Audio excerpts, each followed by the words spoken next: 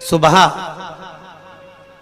उठने के बाद घर की सफाई ना करती हो, दिन में पलंग पर सोती हो, रात्रि भर बर्तन झूठे जिसके घर में पड़े रहते हो, उस घर में तुम अपनी धर्म पत्नी को दरिद्रता को लेकर प्रवेश कर जाइए। जहां नारी दिन में सोती हो, जहां रात भर के बर्तन झूठे रखे रहते हो, उसके घर में तुम प्रवेश कर जाओ। महाराज, और स्थान तो कहा जहां इमली का पेड़ हो, पीपल का वृक्ष हो, बड़ का पेड़ हो, कांटेदार पौधे जिसके घर में लगे हो, उस घर में तुम प्रवेश कर जाओ, वहां पहुंच जाइए।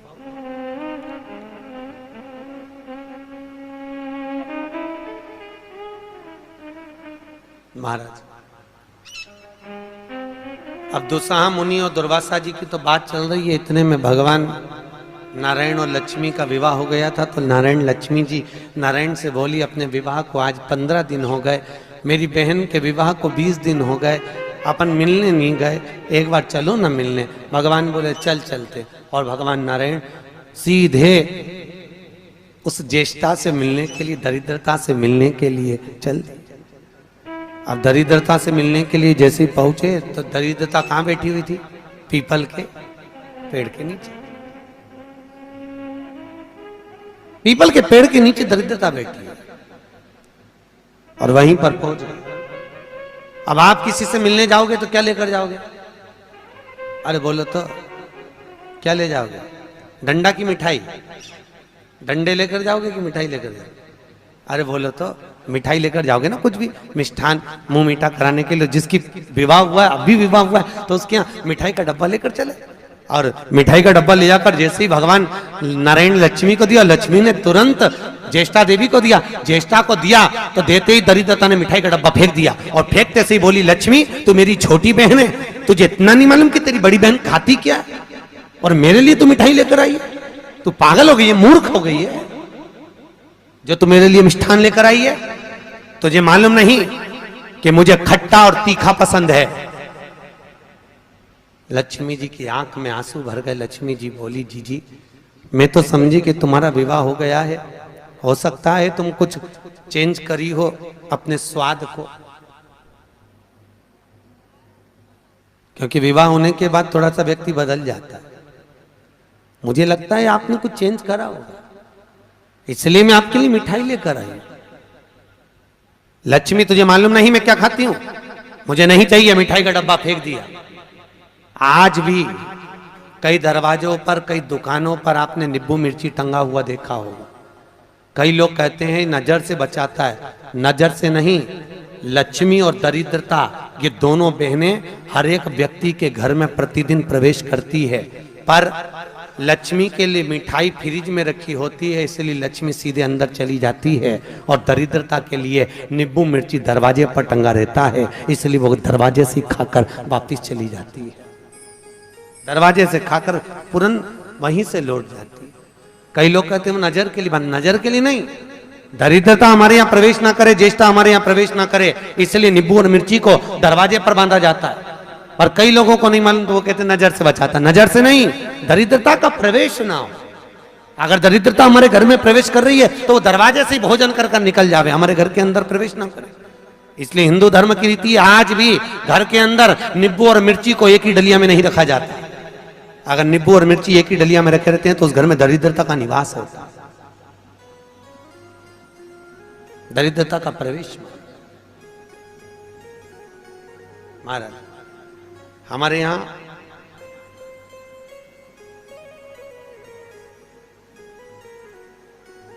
तीन चीजें बेटी की विदाई में नहीं दी जाती, आप लोगों को मालूम है। एक झाड़ू, अरे बोलो तो सही है कि गलत है?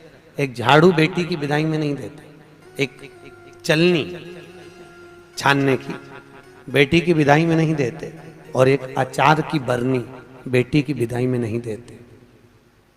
ये तीन चीजें नहीं देते, चलनी भी नहीं देते, झाड़ू भी नहीं देते, कहीं कहीं जगह पर सुई भी नहीं देते। सुई का भी प्रमाण मिलता है, सुई भी नहीं दी जाती। और एक अचार की बरनी, अचार की बरनी भी बेटी की विदाई में नहीं देते। क्यों? क्योंकि अचार की बरनी में जैसे झाड़ू में हमारे यहाँ बेटी को अगर दिया जाता है तो उसके घर की पूरी लक्ष्मी छीर्ण हो जाती है, चलनी देने पर उसके घर की लक्ष्मी समाप्त हो जाती है, सुई देने पर उसके घर की लक्ष्मी समाप्त हो जाती है, उसी तरह अचार की बरनी देने पर बेटी के घर में उसका घर पूरा तहस नहस हो जाता है, पूरा बर्बाद हो जाता है। और आजकल माताओं का इतना प्रेम होता है ना बेटी से, अब करें तो करें क्या। और बेटी जिस घर में भी आती है ना, वहां के उसके बेटी के ससुर भी कहते थे बेटा तेरी मम्मी के हाथ का अचार बन वाला। अब इनको कौन समझाए भेड़ियों को, इनको समझाए कौन कि वह अचार में दरिद्रता का निवास है। अब के कौन इनको कि खट्टा और तीखा घर में प्रवेश करेगा अगर बहू के यहाँ का, तो उस घर में सुख नहीं रह सकता। चार लोग भी होंगे तो चारों का मुंह बिल्कुल नींबू की तरह खट्टा और वाणी मिर्ची की तरह तीखी रहेगी, चाहे कितना ही प्रयास करे। अगर अचार खाया है बहू के घर का तो। इसलिए बेटी की विदाई में चार चीजें नहीं दी। प्रमाण पहले क्या देते थे बेटी की विदाई में? बड़ी, पापड़, खाजा, सफेद पूड़ी मैदा की दलिया में रख के बेटी की विदाई में देते थे। क्यों? क्योंकि जो स्थिरता का भाव रखे, भले उसमें नमक ना रहे परंतु मौनता, प्रेम, स्नेह, नम्रता उसके अंदर होना चाहिए, वो बेटी की विदाई में दिया जाता। और बांस की डलिया में रख कर देते थे जिससे वंश बढ़े, कपड़ा बांध कर देते थे जिससे भक्ति का चीर सदा बना रहे। एक एक चीज का प्रमाण था बेटी की विदाई में देने।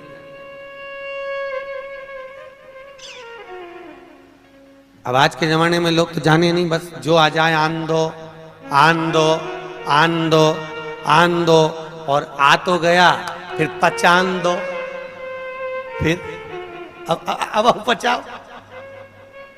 बहुत कठिन है। खाना सरल है पर पचाना कठिन है, बहुत कठिन, सरलता नहीं है। बोलो राधे। बहुत कठिन था। तो ये दरिद्रता देवी को, ज्येष्ठा को, और लक्ष्मी जी ने मिठाई दी, उसने फेंक दिया। मुझे खट्टा और तीखा पसंद है, मुझे नहीं चाहिए, मैं ये नहीं खा सकता, आप ले जाओ इसको, मुझे खट्टा और तीखा ला कर दीजिए।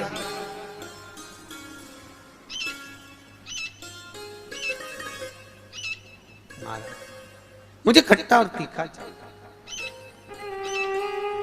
समझाया। भगवान विष्णु लक्ष्मी जी से कह रहे हैं तेरी बहन को समझाना बहुत कठिन है, तू चल। लक्ष्मी जी जाने लगी। इतने में लक्ष्मी जी ने भगवान नारायण से विनती करी, नारायण ये मेरी बहन दरिद्रता बैठी है पीपल के पेड़ के नीचे, और पीपल के वृक्ष के नीचे मेरी बहन बैठी हुई है।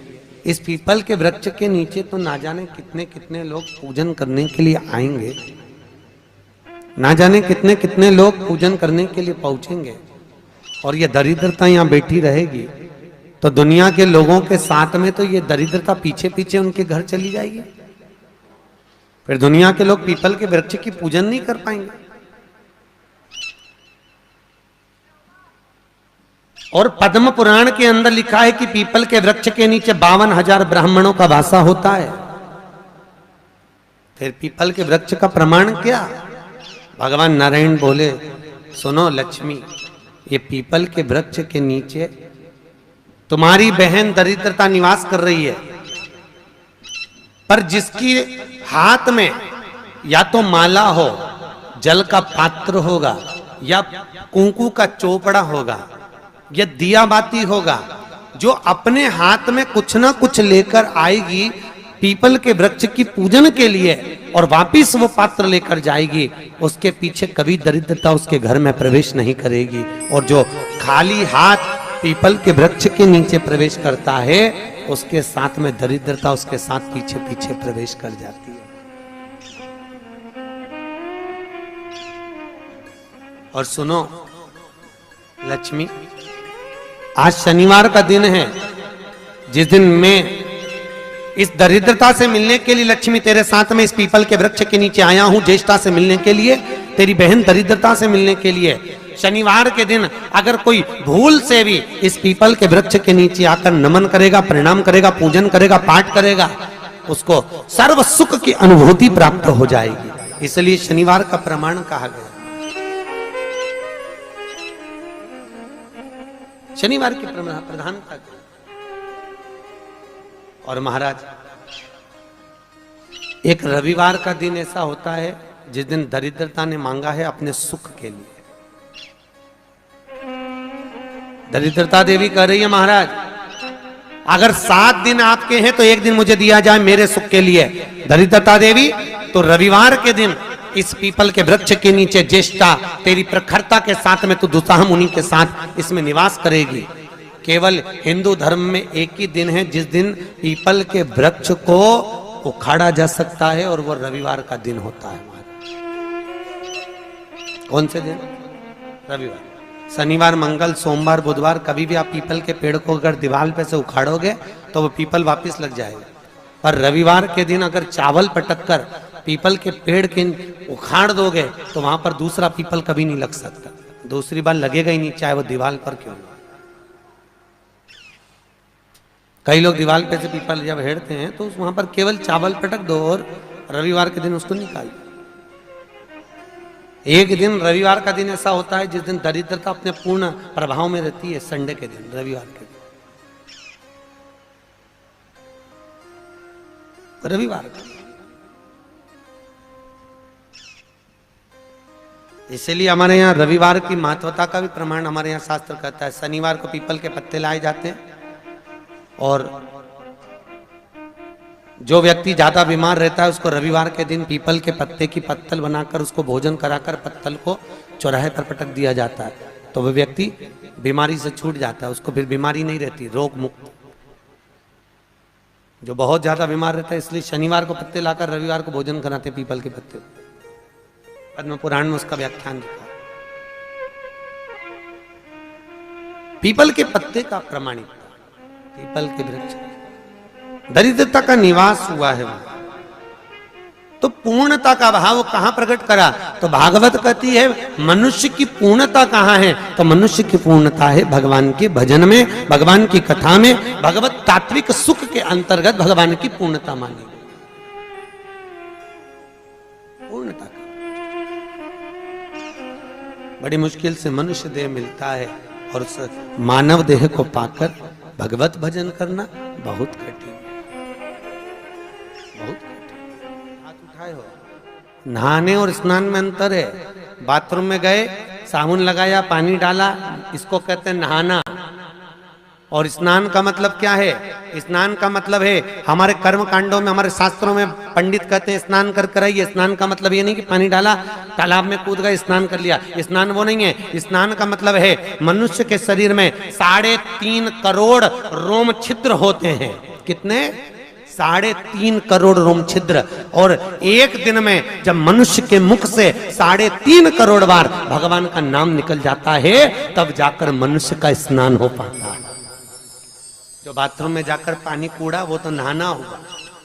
स्नान करने से अहंकार घटता है और नहाने से अहंकार बढ़ता है। तुम जितनी बार मुंडा धोगी फेस बात से, उतनी बार दर्पण में मुंह देखोगी कितनी जोरदार लग रही, फिर मुंह धोगी, फिर अहंकार बढ़ेगा, फिर मुंह धोगी, फिर अहंकार बढ़ेगा। तो नहाने से अहंकार बढ़ता है और स्नान से अहंकार घटता है। भजन करने से अहंकार घटेगा, अभिमान छिन्नित हो जाएगा। स्नान करा, अभिमान धीरे धीरे घटता चले जाएगा। क्यों? क्योंकि स्नान करना मतलब सत्संग में जाना, सत्संग में जाना मतलब वहां पर हमारा कोई मान नहीं, हमारा कोई सम्मान नहीं। सत्संग में सब बराबर, सब एक बराबर। भजन महाराज, कई लोगों को बड़ी ईर्ष्या रहती थी। एक बार सतभामा जी को भी बड़ा गुस्सा आया। सतभामा ने एक बार कन्हैया जी को देखकर और रुक्मणी जी से पूछा, ये कन्हैया को हो क्या गया? जब देखो, जब भाग भाग के द्रौपदी के घर चले जाता है, ये द्रौपदी से रिश्तेदारी क्या है इसकी कृष्ण की? रुक्मणी जी ने कहा द्रौपदी उनकी मुंह बोली बहन। तो ऐसी काहे की बहन, जा जा सी देर में भगवान को बुला लेती और भगवान भी पूरा द्वार का छोड़ के उसके घर भग जाता है। एक आध दिन मुझे ये द्रौपदी को सही करना पड़ेगा, सत्यभामा जी बोली रुक्मिणी से। और भगवान ने कानों से सुनी लिया। सुनते ही भगवान तुरंत आए और आकर बोले मैं जा रहा हूं। इतने में तुरंत रुक्मिणी ने पूछा कहां जा रहे हो प्रभु? भगवान बोले मैं अपनी बहन द्रौपदी के घर जा रहा हूं। सत्यभामा जी बोली अच्छा। इतने में भगवान बोले तुम चल रही हो क्या?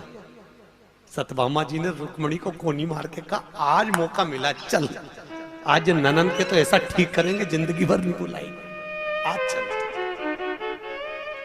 और सत्यभामा जी तुरंत कहती हैं हाँ प्रभु हम चल रहे। रुक्मिणी जी बोली हम भी चल रहे। दोनों चल दी। पहुंची, द्रौपदी केश बार रही थी, बाल ऊंच रही थी, कंघे से बाल सवार रही थी। भगवान ने पूछा द्रौपदी जी क्या कर रही हो? द्रौपदी बोली भैया बाल सवार रही हूं। इतने में भगवान बोले तू काय को बाल सवार रही? तेरी दो दो भाभी आई, ये सवारेगी।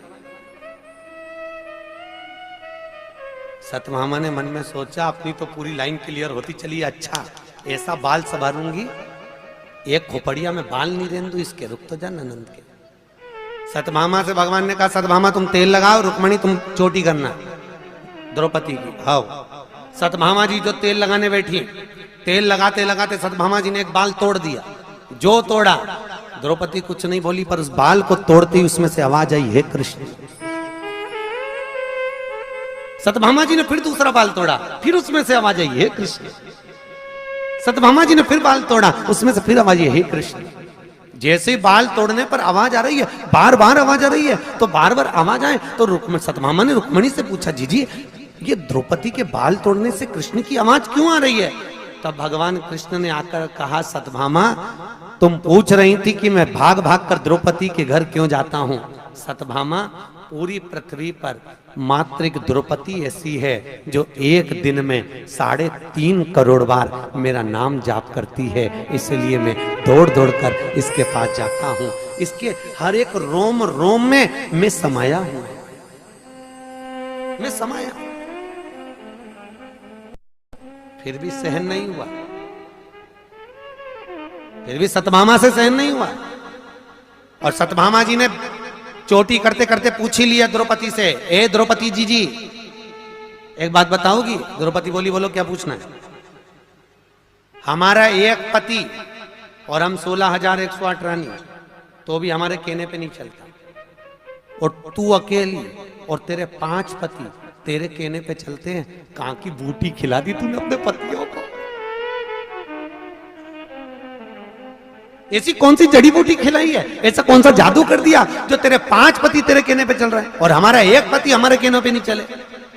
अब ये बात अगर किसी स्त्री से कहो कि तेरे पति तेरे कहने पे चल रहे हैं तो बुरा तो लगेगा ना, और हमारा पति नहीं चल रहा। बहुत गुस्सा आया द्रौपदी को, पर बोली कितना सुंदर।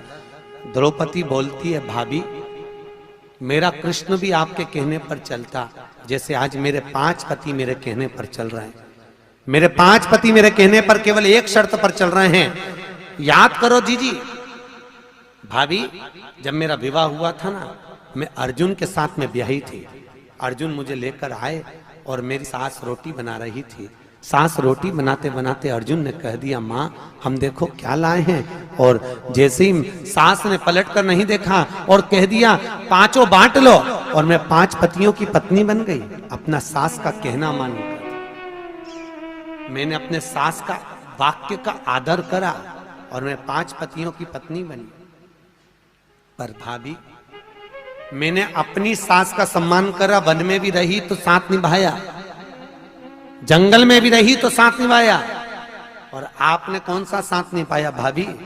तुम 16,108 रानियां थी और तुम्हारे सास ससुर देवकी और वसुदेव द्वारका में मिलने के लिए आए थे। 16,108 रानियां तुम अपने अपने कमरे में जाकर सो गई और सास ससुर को हॉल में पटक दिया। अगर एक बहू भी अपना कमरा छोड़कर कह देती मम्मी 2 दिन के लिए आई हो, इसमें ठहर जाओ, पापा इसमें ठहर जाओ, तो सास ससुर का अगर तुम आदर करती, अगर तुम तुम्हारे पति के माता पिता का आदर करती, तो यह पक्का था कि तुम्हारा पति भी तुम्हारे कहने पर चलता। पर तुमने अपने पति के माता पिता का आदर नहीं करा, इसलिए तुम्हारे पति भी तुम्हारे कहने पर नहीं चलते। तुम आदर तो करती। भाभी आज भी वो देवकी वसुदेव हाल में ही बैठे हैं और सब रानी अपने अपने कमरे में बैठी है। द्वारका गए हो आप लोग? द्वारका गए हो तो द्वारका में जाकर देखना, देवकी और वसुदेव का मंदिर द्वारकाधीश के ठीक सामने, सब रानी अपने अपने भवन में और वो हॉल में पड़े।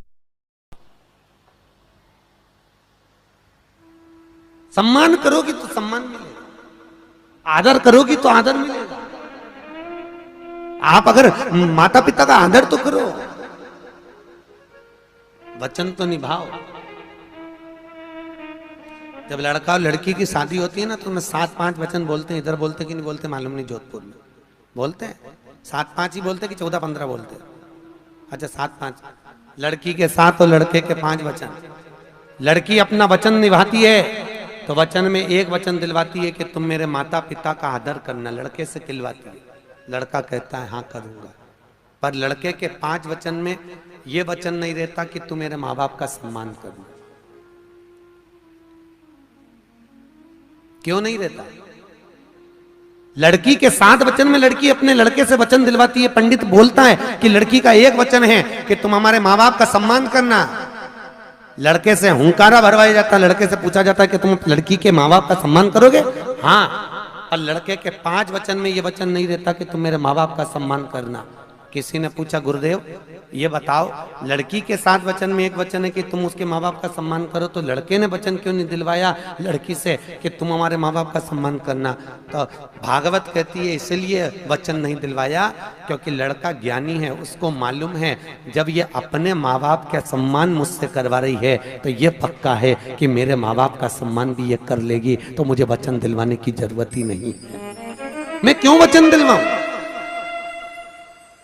जब ये अपने माँ बाप का सम्मान कर रही है, अपने माता पिता के लिए एक पराये लड़के से हुंकारा भरवा रही है कि तुम मेरे माँ बाप का सम्मान करना, जब इसके मन में अपने माता पिता के प्रति इतना आदर है तो मेरे माँ बाप के प्रति इसके मन में कितना आदर होगा। इसलिए मुझे वचन दिलवाने की जरूरत नहीं। ये लड़की घर की संस्कारित है और मेरे माता पिता का आदर करेगी, ये मुझे लगता है, मैं मानता हूं। इसलिए लड़का वचन नहीं दिलवाता कि तुम मेरे माँ बाप का सम्मान करो। उसने एक ने दिलवा लिया, वही बहुत वचन का